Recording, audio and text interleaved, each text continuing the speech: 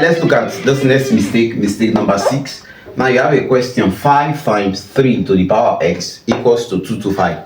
Now the first thing for students to do, the mistake, you say 5 times 3, that's 15 to the power of x equals to 225.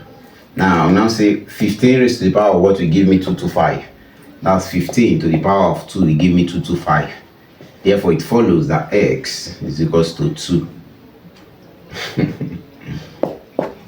Wrong. Now you can't multiply the base of a constant, it's not possible. Now how do we resolve this? Very easy. This is 5 times 3 to the power of x equals to 225. The first thing we do is to remove the 5 from there. Divide both sides by 5. So we divide by 5. Divide by 5. 5 here 1, 5 here 1. Because this dot is multiplication. So to remove multiplication, we introduce division, the inverse. So this becomes 3 to the power of x equals to 5 here 1, 5 here 45.